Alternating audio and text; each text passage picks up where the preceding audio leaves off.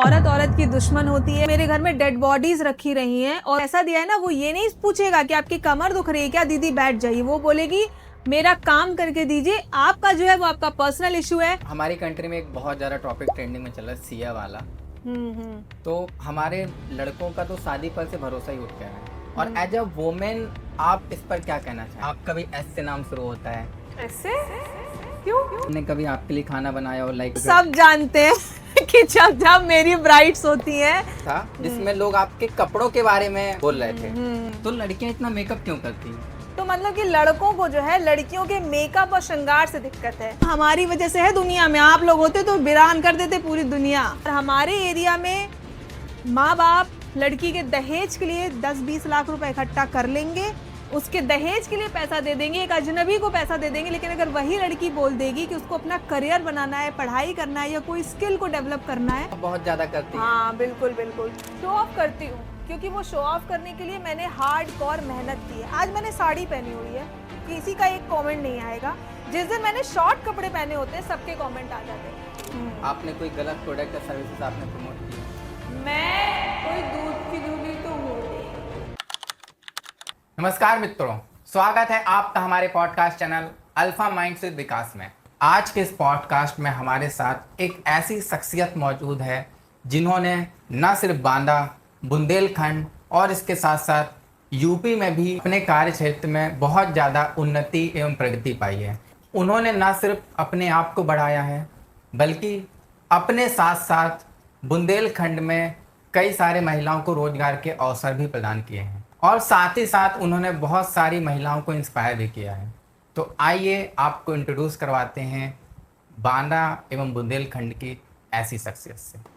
Ma'am most welcome आपका हमारे podcast channel में, थैंक यू विकास में। Thank you. तो मैम सबसे पहले बिकॉज आप बांदा एवं बुंदेलखंड की फेमस शख्सियत है एंड जो ब्राइड्स हैं, जो गर्ल्स हैं, जो मेकअप का नॉलेज रखते हैं, जो वुमेन एम्पावरमेंट में की बात करते हैं, तो मोस्टली सभी कोई जानता है आपको। बट फिर भी मैं आपसे रिक्वेस्ट करूँ कि एक बार थोड़ा सा आप इंट्रोड्यूस करिए अपने आप को। नमस्कार, मेरा नाम प्रज्ञा त्रिपाठी पांडे है। I am the owner of Sachipra bridal makeovers and मैं हूँ एक इंटरनेशनल मेकअप आर्टिस्ट। इसके अलावा I am a proud wife, proud mother and also I am a very very very good human being also. Brides and जो आपके followers हैं वो ये जानना चाहते हैं और हमारी ऑडियंस जानना चाहती है कि आपकी लाइफ जर्नी क्या है एंड ये जो मेकअप आर्टिस्ट की फील्ड में कैसे आप इस फील्ड में आए। मेरा नाम प्रज्ञा त्रिपाठी पांडे है और मतलब त्रिपाठी और पांडे दोनों एक साथ हाँ, त्रिपाठी मैं पापा की तरफ से हूँ और पांडे मैं मेरे हस्बैंड की तरफ से हूँ। हालांकि शादी के बाद लोग कहते हैं कि पापा का सरनेम हट जाता है, लेकिन मैंने नहीं हटाया है। मेरा आज भी हर जगह नाम त्रिपाठी पांडे ही चलता है। अच्छा। तो मैं बांदा की ही हूँ और मेरे पापा यहीं से बिलोंग करते हैं, बट हम कभी यहाँ रहे नहीं क्योंकि मेरे पापा बाहर जॉब करते थे। और शादी भी मेरी बांदा में ही हुई है। और मैं मेकअप आर्टिस्ट की इंडस्ट्री में कोविड के समय आई थी, क्योंकि कोविड में मेरे हस्बैंड टीचर हैं और कोविड के टाइम पे ये सबको पता है क्योंकि मेरा यूट्यूब पे चैनल है, मैंने ब्लॉगिंग वगैरह भी की हुई है। बिल्कुल, क्योंकि इस पॉडकास्ट से पहले मैं रिसर्च वगैरह कर रहा था जी। तो देखा था मैंने, आप ब्लॉगिंग वगैरह भी क्रिएट करते हाँ, तो जब कोविड का समय आया था तो उसमें प्राइवेट सेक्टर्स के काफ़ी लोगों को हटा दिया गया था जॉब से। तो उस दौरान मेरे हस्बैंड के साथ भी वही सेम चीज़ हुई थी कि उनको भी जॉब से जो है हटा दिया गया था इन द सेंस उनको लीव दी गई थी कि जब कोविड हटेगा तब हम ज्वाइन करेंगे, बट कब हटेगा किसी को पता नहीं था। तो उस दौरान मेरे हस्बैंड ने मुझे फोर्स किया था कि तुम मेकअप में अच्छी हो तो तुम क्यों नहीं इस इंडस्ट्री में चली जाती हो। और मैंने उसके पीछे उनसे 6 महीने लड़ाई की थी कि मैं इतनी पढ़ी हूँ, मैं बीएससी हूँ, टीचर हूँ फिजिक्स की, और मैं मेकअप आर्टिस्ट बनूंगी, कभी नहीं हो सकता। लेकिन फिर मैंने सोचा कि लड़ने से बेटर है भाई ये जो कह रहे हैं, एटलीस्ट घर में सुकून तो आएगा, लड़ाइयाँ तो बंद हो जाएंगी। तो ऐसे करके मैं मेकअप आर्टिस्ट की इंडस्ट्री में आई हूँ और मुझे इस इंडस्ट्री में काम करते हुए अप्रॉक्स 5 से 6 साल हो गए हैं। मैम एक ऑडियंस का सवाल है और ये मेरे मन में भी था कि जब मैं किसी मेकअप आर्टिस्ट का पॉडकास्ट करूंगा तो ये क्वेश्चन मैं करूंगा। ओके। मैम जो प्रोफेशनल मेकअप आर्टिस्ट है, कोई एक मेकअप का 2 लाख भी चार्ज कर रहा है, कोई 1.5 लाख भी कर रहा है, तो आप लोगों ने तो लूट मचा रखा है। बिल्कुल बिल्कुल सही कहा आपने। गुच्ची का एक बैग आता है 2.5 लाख का, बिल्कुल। और एक बैग आता है गुच्ची का रेप्लिका 250 रुपए का मार्केट में, ठीक है। तो जो लोग 2.5 लाख रुपए खर्च कर रहे हैं वो बेवकूफ तो है नहीं, कुछ तो क्वालिटी देख रहे होंगे। बिल्कुल। तो जो बंदा 10,000 का मेकअप कर रहा है वो उस हिसाब से क्वालिटी दे रहा है, जो 50,000 दे रहा है वो उस हिसाब से क्वालिटी दे रहा है। हमने अपने एक्सपीरियंस में, अपने स्किल्स में इन्वेस्टमेंट किया है, अपनी वैनिटी में इन्वेस्टमेंट किया है, अपनी नॉलेज में इन्वेस्टमेंट किया है। तो मेकअप आर्टिस्ट अपनी नॉलेज और अपने क्लाइंट की जो भी उसकी रिक्वायरमेंट होती है उसके अकॉर्डिंग चार्ज करता है। बहुत से मेकअप आर्टिस्ट है जो 5,000 में भी मेकअप कर रहे हैं, 10,000 में भी कर रहे हैं, लेकिन क्या डिफरेंस नहीं है? बिल्कुल डिफरेंस है। क्वालिटी का बहुत बड़ा डिफरेंस आता है। तो ये जो कहा जाता है ना कि मेकअप आर्टिस्ट लूटते हैं, लूटते नहीं हैं। हर एक कैटेगरी होती है क्लाइंट की। एक मिडिल क्लास होता है, एक लोअर मिडिल क्लास होता है, एक अपर मिडिल क्लास होता है और एक हाई क्लास होता है। करेक्ट। सेम ऐसे ही हर प्रोफेशन में जो मेकअप आर्टिस्ट होते हैं उनकी भी अपनी अपनी क्लास है। अब आप किस क्लास को हिट कर रहे हैं वो आपके ऊपर है। जैसे मेरे जो क्लाइंट है वो अपर मिडिल क्लास भी हैं, लोअर मिडिल क्लास भी हैं और हाई क्लास के भी हैं। तो we charge according to that. उनकी रिक्वायरमेंट क्या है, उनको ब्रांड्स कैसे चाहिए, उसके अकॉर्डिंग हम चार्ज करते हैं। मैम कुछ लोगों को मेकअप अच्छा लगता है, कुछ लोग को बुरा लगता है, और खासकर लड़कियां जब कभी भी घर से बाहर जाती हैं तो बिना मेकअप करके ही नहीं जाती हैं। और हम लड़के क्या है कि हमको अगर कहीं जाना हुआ तो बस पैंट शर्ट पहना, थोड़ा सा क्रीम पाउडर जो लगाना हो तो लगाया, थोड़ा सा कंघी उंगी किया एंड देन निकल गए। तो लड़कियां इतना मेकअप क्यों करती हैं? बिल्कुल अच्छा सवाल है आपका। मुझे ये सवाल बहुत पसंद आया क्योंकि मेरे कमेंट सेक्शन में भी मैंने देखा है, मेकअप आर्टिस्ट के भी देखा है, लोग कहते हैं 5 किलो मेकअप थोप लिया, 10 किलो थोप लिया, 150 किलो थोप लिया। तो मतलब कि लड़कों को जो है लड़कियों के मेकअप और श्रृंगार से दिक्कत है। भैया 16 श्रृंगार जो है, दिक्कत नहीं हाँ, है, ऑडियंस का सवाल आप ऑडियंस का नाम ले लेकर के अपने मन की भड़ास उतनी देर से निकाल रहे हैं। मैं सब जान रही हूँ, मैं बहुत ज्यादा पहुंची हुई हस्ती हूँ, सब समझ जाती हूँ कौन सी चिड़िया कहाँ जाने वाली है। तो मैं बताती हूँ, श्रृंगार 16 श्रृंगार किसके लिए बना हुआ है? महिलाओं के लिए बना है, औरतों के लिए बना है। सिंदूर बना है, बिंदी बना है, पिंक कलर की साड़ी तो पिंक जूती, pink jewellery, pink earring, pink bindi, है ना। हम कहीं जाते हैं तो सुंदरता हमारी वजह से आती है, ग्लैमर हमारी वजह से आता है। आप लोग होते, औरतें ना होती तो दुनिया में ना वीरान हो जाते पूरे। बताओ भैया, सही कह रही हूँ कि नहीं सही कह रही हूँ? बताओ। है हमारी वजह, सुंदरता आता है श्रृंगार से, तो हम श्रृंगार करते हैं। ठीक है मैम, मैं समझ गया मेकअप क्यों जरूरी है। हाँ जरूरी है ना, मान गए ना। ठीक है मैम, मैंने यूट्यूब पे आपका एक वीडियो देखा था जिसमें स्ट्रगल लाइफ के बारे में आपने बताया था। मैं जब इस मेकअप आर्टिस्ट की इंडस्ट्री में आई, मैंने आपको बताया कि कोविड के टाइम पे मैं आई थी। तो अब मजाक से हट के बात ये है एक्चुअल, जो मैंने कभी रिवील नहीं किया सोशल मीडिया पे, वो मेरे हस्बैंड प्राइवेट जॉब करते थे, उनको जॉब से हटा दिया गया था। फाइनेंशियली हम लोग काफ़ी ज़्यादा वीक थे अपने पॉइंट ऑफ टाइम पे, और उस समय हमारा बेबी भी था। तो मेरे माइंड में सिर्फ इतना क्लियर था कि मुझे जो स्ट्रगल मैं कर रही हूँ, स्ट्रगल मेरा ना, जो मेरा स्ट्रगल है ना, वो बहुत छोटी छोटी चीज़ों को लेकर था। जैसे कि मुझे हमेशा से था कि यार मेरे घर में इन्वर्टर कब लगेगा, एसी कब लगेगा, इतनी गर्मी मैंने सह ली थी कि मुझे कूलर की वक़्त पता थी, एसी की वक़्त पता थी। लाइट चली जाती थी, हम लोग छत में रात रात भर तक जगते रहते थे, बैठे रहते थे। तो मुझे लगता था कि मैंने अपना जीवन तो किया ही है इस तरीके का, जिस तरीके से मैं जी रही हूँ, और जिसको मैं दुनिया में लेके आई हूँ उसको भी मैं वही सब स्ट्रगल करवा रही हूँ। तो इस वजह से मैंने मेकअप आर्टिस्ट की इंडस्ट्री में ज्वाइन किया, काम करना स्टार्ट किया। लेकिन ये मैं एक कटु सत्य आपको बताना चाह रही हूँ, बांदा में और बुंदेलखंड में आज भी औरतें आदमियों से बहुत पीछे हैं।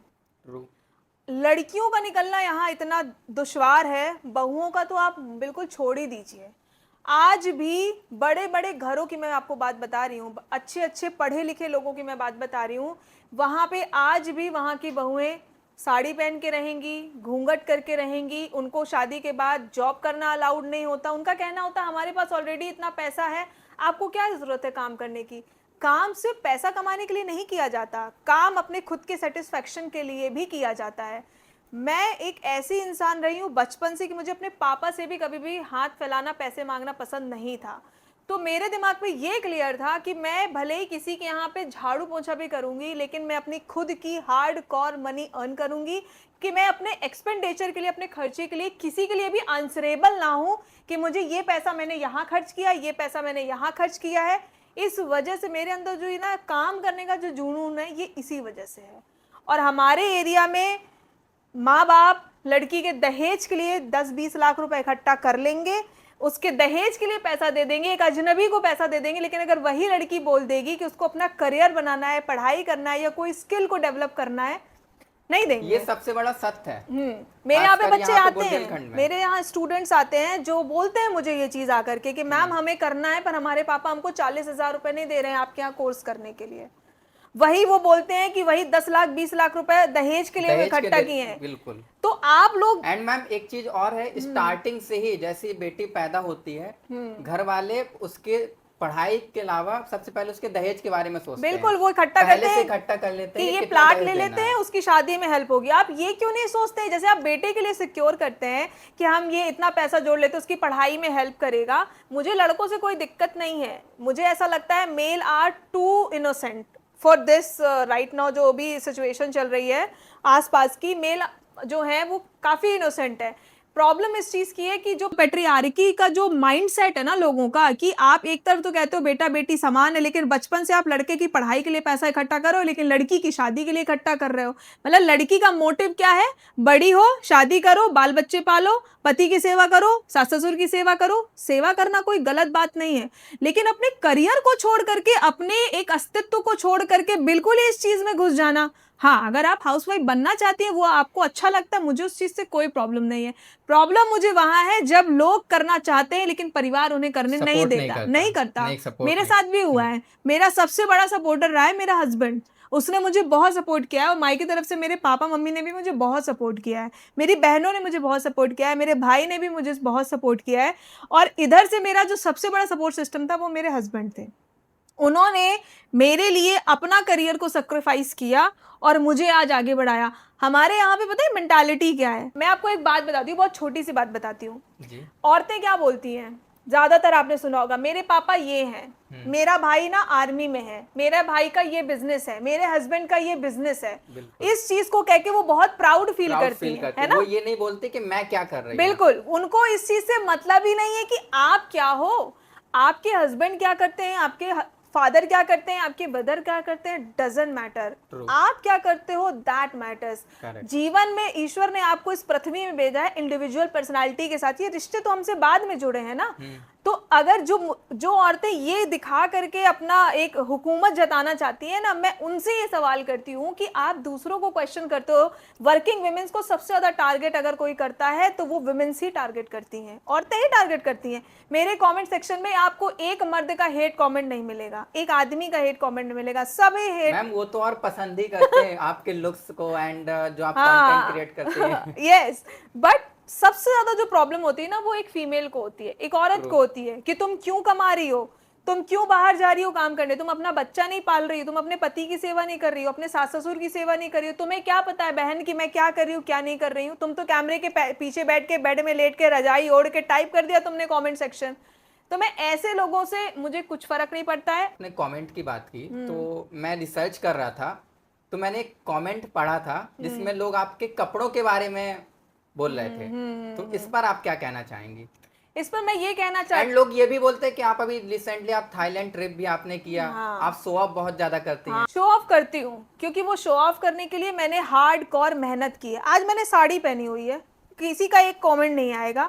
जिस दिन मैंने शॉर्ट कपड़े पहने होते हैं सबके कमेंट आ जाते हैं। भैया वो पैसे मेरे हैं, कपड़े मैंने अपने पैसों से खरीदे हैं, ट्रिप मैं अपने पैसों से कर रही हूँ। लोग मुझे बोलते हैं अपने पति को घुमा रही है। मेरे पति में इतना दम था, उसका लक इतना अच्छा था कि मैं उसको घुमा रही हूँ या वो मुझे घुमा रहा है। तुम में दम हो, तुम भी घुमा लो अपने पति को। तो अगर मैं अपने हस्बैंड के साथ में घूम रही हूँ फिर रही हूँ, अपने परिवार के साथ में घूम रही फिर रही हूँ, छोटे कपड़े पहन रही हूँ, मुझे पसंद है छोटे कपड़े पहनना। हाँ, मैं एरिया देख के पहनती हूँ। मैं बांदा में कभी छोटे कपड़े नहीं पहनती। मैं अपने गांव जाती हूँ तो मैं साड़ी पहनती हूँ, पल्लू यहाँ तक रखती हूँ। लेकिन अगर मैं थाईलैंड जा रही हूँ, मैंने छोटे कपड़े पहने हैं, तो वो मेरा पर्सनल चॉइस है। That is my personal space. मैं आपके स्पेस में एंटर नहीं करी, आप मेरे स्पेस में एंटर मत करिए। मैम आपको कोलैबोरेशन आते हैं इंस्टाग्राम पे? हाँ, इंस्टा पे भी आते हैं, यूट्यूब पे भी आते हैं। ब्रांड्स के काफ़ी सारे मैंने कोलैब किए हुए हैं। लॉरियल हो गया, Forever 52 हो गया, बहुत सारे ब्रांड्स है। पेड भी किया है, बाटर भी किया है, आते हैं। ओके तो मैम आप इतना ज़्यादा फेमस है एंड आपकी एक सोशल प्रोफाइल भी काफ़ी अच्छी है, तो फिर पैसा भी आपको बहुत अच्छा पे करते होंगे वो। भैया मेहनत क्या है यार, मैंने पैसा कमाने के लिए तो पे तो करेंगे ही वो। तो क्या आपने कभी ऐसा किया है केवल पैसों के लिए, just for the sake of money, आपने कोई गलत प्रोडक्ट या सर्विसेज आपने प्रमोट की हो? देखो, मैं कोई दूध की धुली तो हूँ नहीं। अगर मुझे कोई 1-2 लाख रुपए चार्ज करेगा, पे करेगा ना, तो मैं ज़रूर करूँगी। पर अभी तक मेरे तो इतने अच्छे फॉलोअर नहीं है कि मुझे ऐसा कोई प्रमोशन आया हो, लेकिन लोग करते हैं ये, और ये बहुत करते हैं। मेरे खुद के स्टूडेंटों के साथ होता है, ठीक है, क्या होता है कि हम हम एक इंस्टाग्राम पे एक कोई मान लीजिए फेमस पर्सनालिटी है, उसको हम फॉलो कर रहे हैं, उन्होंने कोई ब्रांड प्रमोट किया तो वो ये कह के प्रमोट करते हैं कि मैंने ये यूज किया, मैंने ये किया। आप ये बताइए, एक ही डेट पे एक ही ब्रांड के हर एक इन्फ्लुएंसर के पेज पे स्टोरी आ रही है, वीडियोस आ रही है, मतलब एक प्रोडक्ट जो है एक ही दिन सबको पसंद आने लग गया। तो ये तो ऑडियंस को समझना चाहिए ना कि ये पेड प्रमोशन कर रहे हैं या ये जेन्युइन प्रमोशन कर रहे हैं। जो जेन्युइन प्रमोशन कर रहा होता है, जैसे मैं अगर किसी प्रोडक्ट को यूज करती हूँ, कम से कम उसको 6 महीने में प्रोडक्ट को यूज करती हूँ हर एक स्किन टाइप के ऊपर, तब जाके अगर मुझे वो अच्छा लगता है तो मैं प्रमोट करती हूँ। ठीक है, तो ये ऑडियंस को समझना चाहिए कि जो बंदा बार बार प्रमोशन कर रहा है, रेगुलर स्टोरीज डाला, ये भी ले लो, ये भी ले लो, ये भी अच्छा है, ये भी अच्छा है, आप समझिए कि वो कहीं ना कहीं पेड प्रमोशन कर रहा है। वो प्रोडक्ट में उतनी दम नहीं है, वो अपनी रियल ब्राइड के ऊपर कभी भी वो प्रोडक्ट नहीं लगाएगा। तो जैसा कि आपने अभी बताया कि आप एक हाउसवाइफ भी हैं, बिल्कुल, और आप एक मदर भी हैं, एंड इसके साथ साथ आप एक एंटरप्रेन्योर भी हैं। बिल्कुल। तो कैसे आप ये तीनों को मैनेज करके एक साथ चलती हैं? मैंने एक जगह एक लाइन सुनी थी कि एक औरत जब काम से लौटती है तो वो काम से काम में ही लौटती है। एक आदमी जब घर आता है तो वो सोचता है मैं जाऊंगा, रिलैक्स करूंगा, खाना मिल जाएगा, सब कुछ मिल जाएगा। पर जब एक औरत घर आती है काम करके तो वो ये सोच रही होती है रास्ते में कि मुझे शाम को जाके ये खाना बनाना है, ये रोटी बनानी है, क्योंकि बचपन से हमारी मेंटालिटी ये बना दी गई है कि घर का काम जो होता है वो औरत के हिस्से में ही आता है। हाँ, यदा कदा आपका हस्बैंड हेल्प कर देगा, लेकिन जो रिस्पॉन्सिबिलिटी है और घर की, बच्चे की, किचन की, वो रिस्पॉन्सिबिलिटी पता नहीं कैसे, वो मुझे भी आज तक समझ नहीं आया, हम मेरे हिस्से कैसे आ गई मुझे नहीं पता चला। मतलब मैं ये सवाल अपने हस्बैंड से भी करती हूँ कि आपके हिस्से में ये काम कभी नहीं आया कि खाना आपको बनाना है, ये आपके दिमाग में नहीं है क्वेश्चन। आपके दिमाग में क्वेश्चन है कि मुझे घर बनाना है, मुझे गाड़ी खरीदनी है, मुझे प्लॉट खरीदना है, मुझे सेविंग्स करनी है। लेकिन मेरे दिमाग में ये सारे सवाल तो है ही कि मुझे ये करना है, ये करना है, लेकिन मुझे ये भी है कि मुझे घर में खाना भी बनाना है, कपड़े भी धोने हैं, काम भी करना है। तो हाउसवाइफ मैं इसलिए अपने आप को कंसीडर करती हूँ क्योंकि मैं अपने घर का सारा काम करती हूँ। और वर्किंग वुमेन के लिए एक वर्किंग वुमेन होना बहुत ज़्यादा डिफ़िकल्ट है। और क्योंकि जो हमारा रेस्ट टाइम होता है, क्योंकि आप सुबह उठते हो, घर का काम करते हो, दोपहर में रेस्ट कर लेते हो, शाम को उठते हो, काम कर लेते हो, लेकिन वर्किंग वुमेन का जो रेस्ट टाइम होता है उस समय पे वो अपना करियर बना रही होती है और काम के समय पे काम कर रही होती है। तो ये बहुत डिफ़िकल्ट है। लेकिन अगर आपका पार्टनर अच्छा है, अगर आपने जैसे शादी की, अगर वो अच्छा है, तो ये जो जो पहिया होता है। कभी ऐसा हुआ है कि आपके हस्बैंड ने कभी आपके लिए खाना बनाया हो, लाइक आप स्टूडियो से जब घर आ रहे कभी ये लेट तो हो गए? सब जानते हैं कि जब जब मेरी ब्राइड्स होती हैं तो चाय नाश्ता वो सब मेरे हस्बैंड ही करते हैं। ये मेरे सारे क्लाइंट्स को भी पता है, मेरी ब्राइड्स को भी पता है, मेरे स्टूडेंट्स को भी पता है, और करते हैं वो, क्योंकि जब वो थके होते हैं तो मैं उनका करती हूँ, जब मैं थकी होती हूँ तो वो मेरा करते हैं।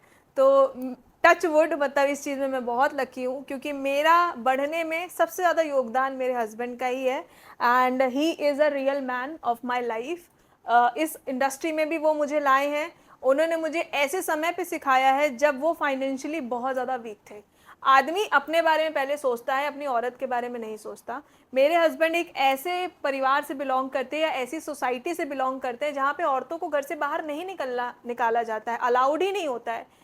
आप जितना मुझे देख रहे हो, आई डोंट थिंक सो कि इतना आसपास भी मेरे इतना होगा कोई बंदा जो इतना जो है फ्रैंक हो सकता है या अपने करियर के लिए या अपनी चॉइसेस को लेकर के वो इतना सिक्योर हो सकता है। That is only because of my partner, because he care for me, he love for me. And जब मैं रात में थकती हूँ तो वही मेरी कमर दबा रहे होते हैं, वही मेरे मुंह में खाना डाल रहे होते हैं।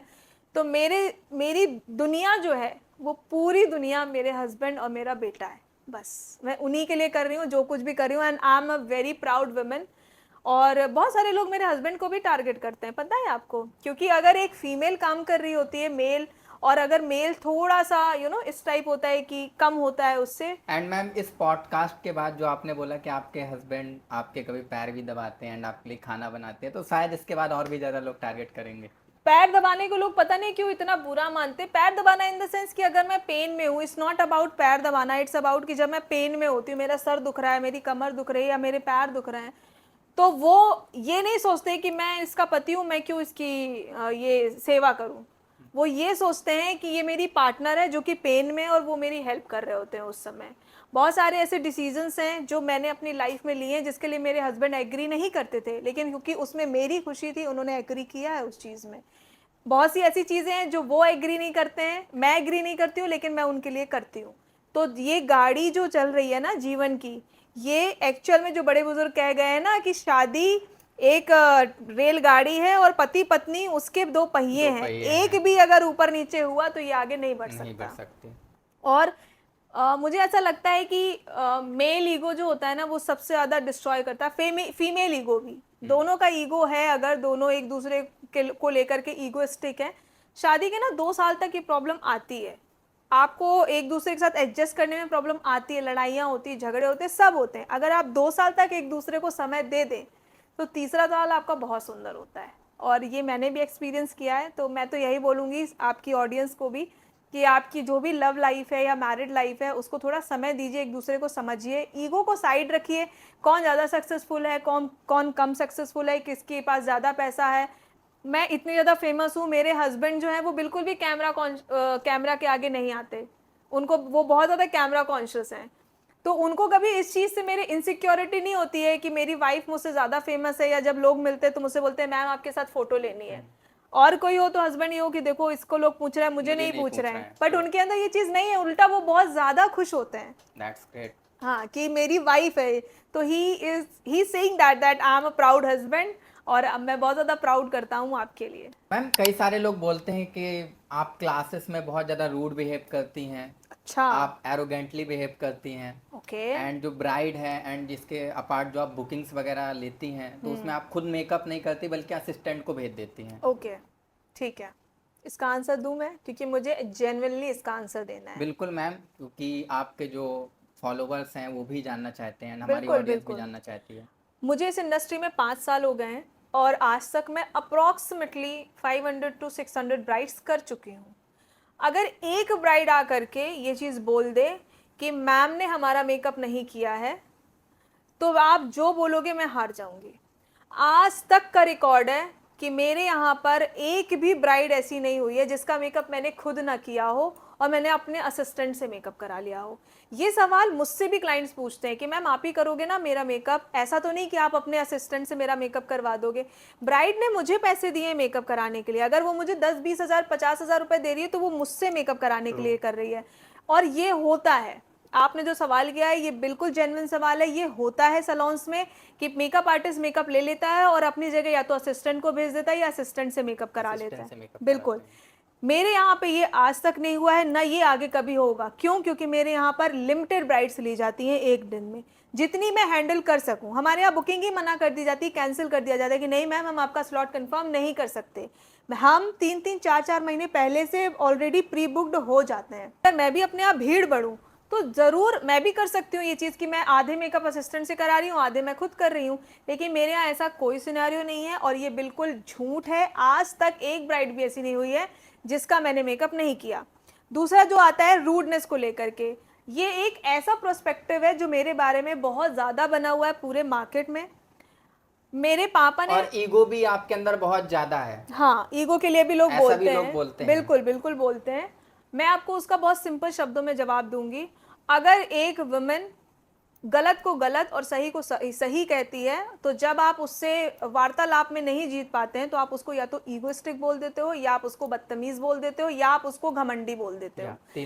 ठीक है, जब आप उससे कंपैरिजन नहीं कर पाते हो इन टर्म्स ऑफ एनीवन, या अगर वो आपको आपने गलत किया है और वो आपको बोल रही है कि ये आप गलत कर रहे हैं, तो आप उसको बदतमीज, ईगोइस्टिक, या आप उसको यही बोलोगे, रूड बोलोगे। और ये मेरे क्लाइंट्स जानते हैं, मेरे स्टूडेंट्स जानते हैं कि मैं कितना रूड हूँ। मैं क्लास में स्ट्रिक्ट हूँ, नो डाउट। क्यों? क्योंकि अगर एक टीचर स्ट्रिक्ट नहीं होगा क्लास में तो डिसिप्लिन मेंटेन नहीं होगा, बच्चा पढ़ेगा नहीं, काम नहीं करेगा, प्रैक्टिस नहीं करेगा। और मेरा मोटिव है अपने बच्चे को करियर पे एक ऐसे मुकाम पे पहुंचाना कि वो खुद ब्रेड ओनर हो सके। एंड आप अगर उसको फ्री छूट अगर आप क्लासेस में अगर उसको देंगे तो फिर वो फीडबैक भी कहीं ना कहीं मार्केट में जाएगा तो बेकार फीडबैक देखिए, जो टीचर हमारे एकेडमिक्स के टाइम पे हमारे साथ स्ट्रिक्ट था, जो मारता था, जिसका हमें डर रहता था, उसका होमवर्क हम पहले करते थे।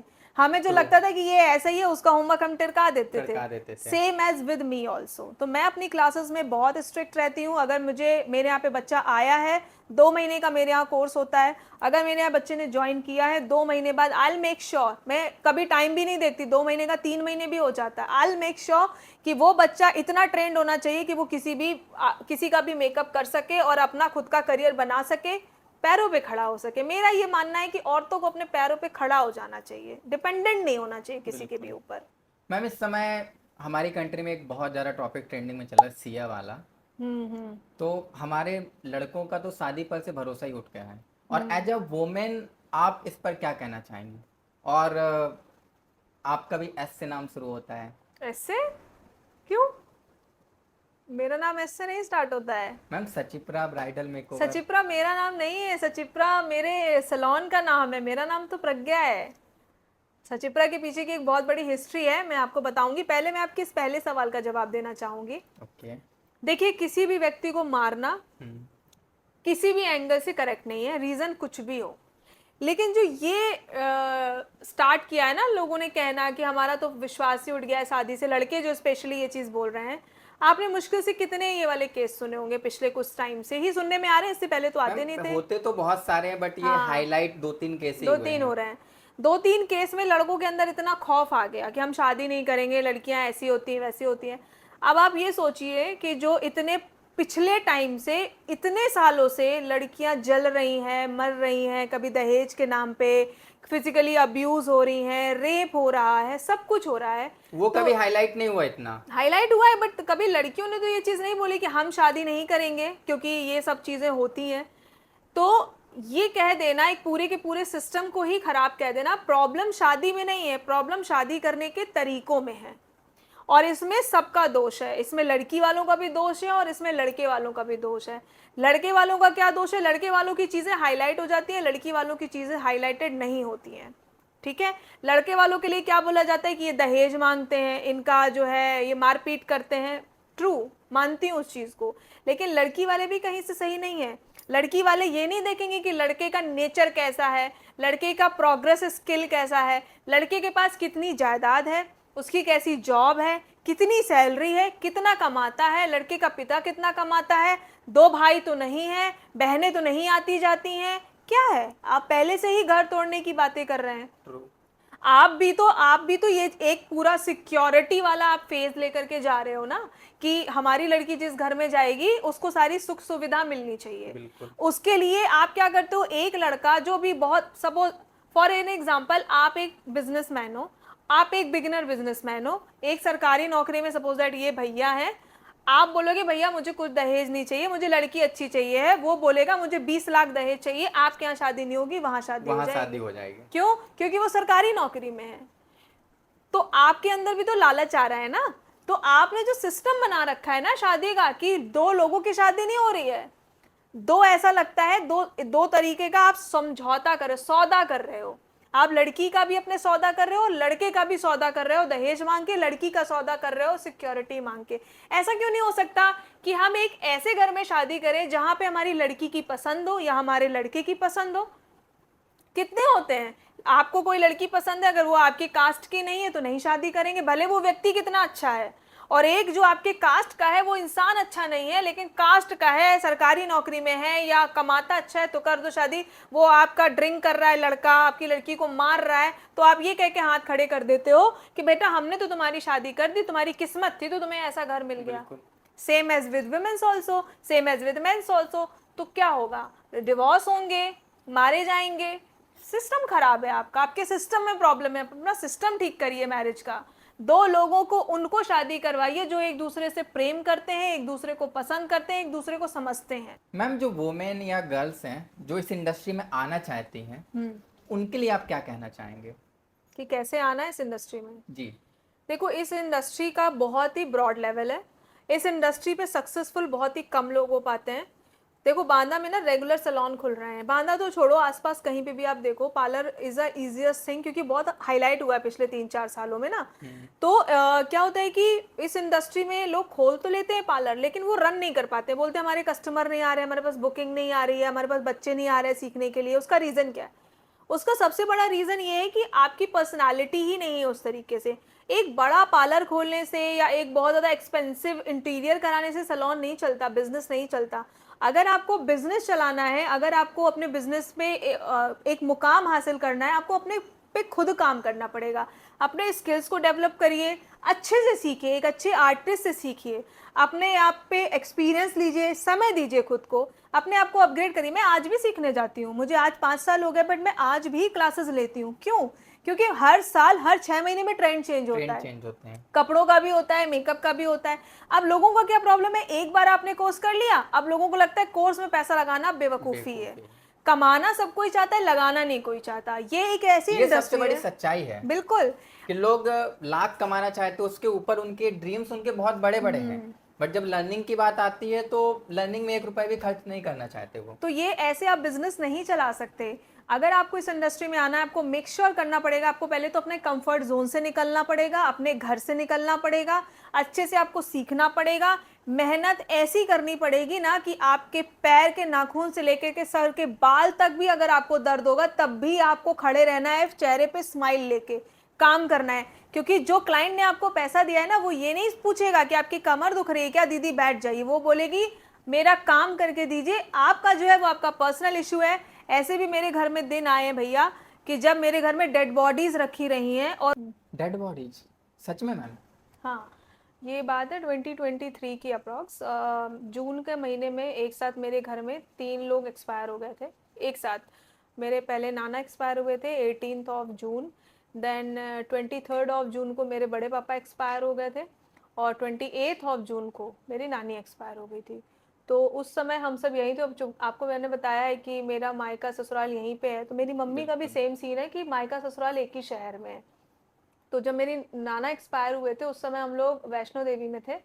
तो ये उसी समय की बात है कि हम 23rd ऑफ जून की बात है कि मेरे बड़े पापा जो थे वो बहुत ज़्यादा क्रिटिकल कंडीशन में थे नाना के एक्सपायर होने के बाद। And I am very close to my नाना एंड नानी। मतलब उनका नाम आता है तो मैं हमेशा ही इमोशनल हो जाती हूँ। मतलब मेरे लिए, मतलब मेरे मम्मी पापा से भी ज़्यादा हैं वो लोग, क्योंकि बचपन में उन्होंने ही मुझे पाला है। अच्छा। तो जब मेरे नाना गुजरे थे तो वो बहुत ही अनसर्टेन था। हम लोग यहाँ नहीं थे, हम सब लोग वैष्णो देवी में थे। तो वहाँ से हम लोग बाय कार आए थे, 2 दिन लग गए थे हमको आने में।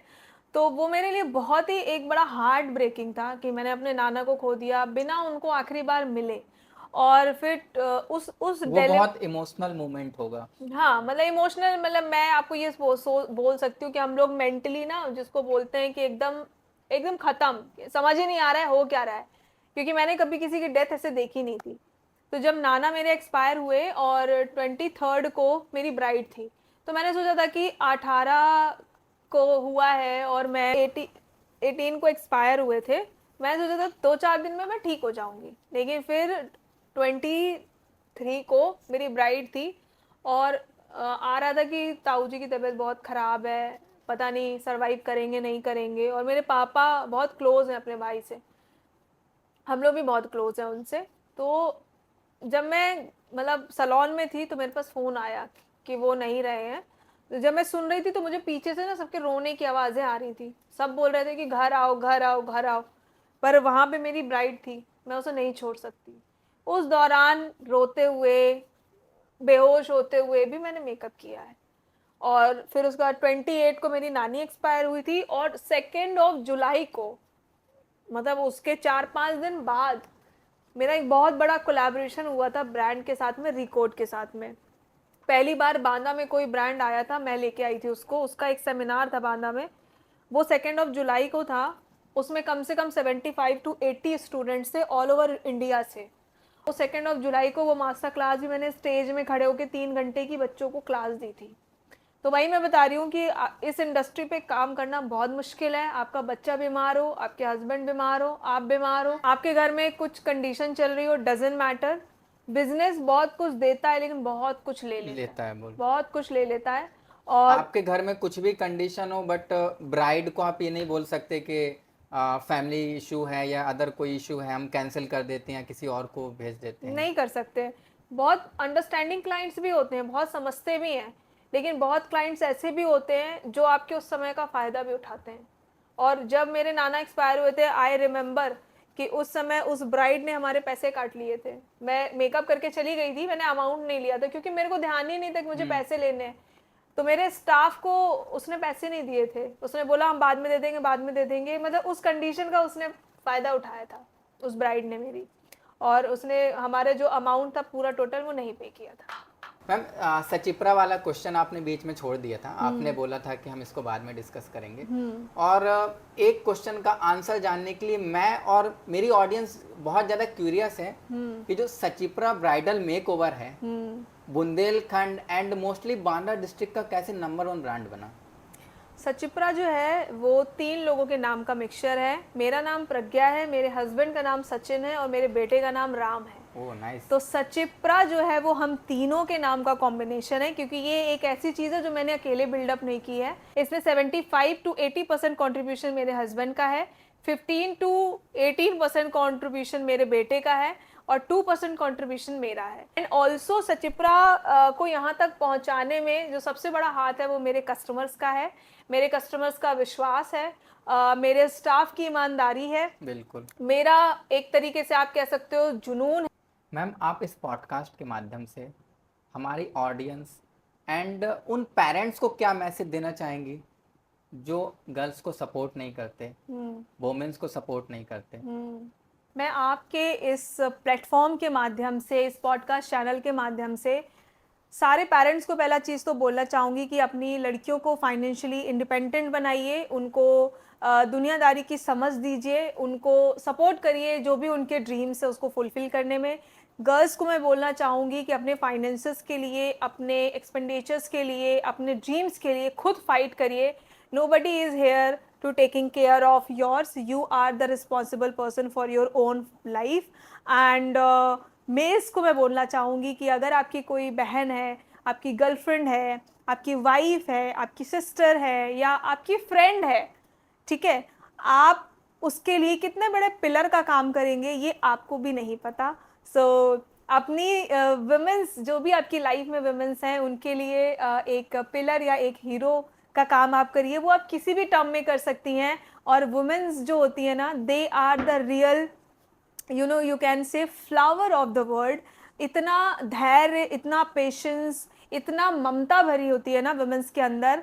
And I am not saying कि everybody, but yes most of the people जो मैंने मेरी लाइफ में देखा है। So keep support them and women's भी वुमेन्स को प्रॉपर सपोर्ट करें।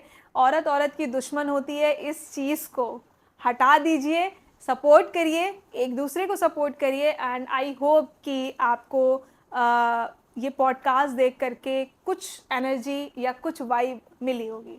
Thank you so much ma'am हमारे पॉडकास्ट चैनल पे आने के लिए, और सभी क्वेश्चनों का आपने इतनी बेबाकी से जवाब दिया। और आई होप कि आज का जो पॉडकास्ट है बुंदेलखंड बांदा के साथ साथ यूपी और ये जो पॉडकास्ट लोग देख रहे हैं, बहुत सारी महिलाओं, बहुत सारे गर्ल्स को इंस्पायर करेगा एंड उन पेरेंट्स को भी एक संदेश देगा जो अपनी गर्ल्स को, या उन भाइयों को भी संदेश देगा जो अपनी बहनों को सपोर्ट नहीं करते हैं उनके ड्रीम्स को कंप्लीट करने में। थैंक यू सो मच आपका कि आपने मुझे इतना अच्छा प्लेटफॉर्म दिया है मेरी बातें रखने के लिए। एंड आपकी टीम भी बहुत ही ज़्यादा प्रोफेशनल है। And I am very very happy to see the people like you जो इतनी छोटी सी जगह में इतना अच्छा काम कर रहे हैं। एंड मुझे बहुत अच्छा लगता है जब लोग बांदा से कुछ भी आगे करने की कोशिश करते हैं, क्योंकि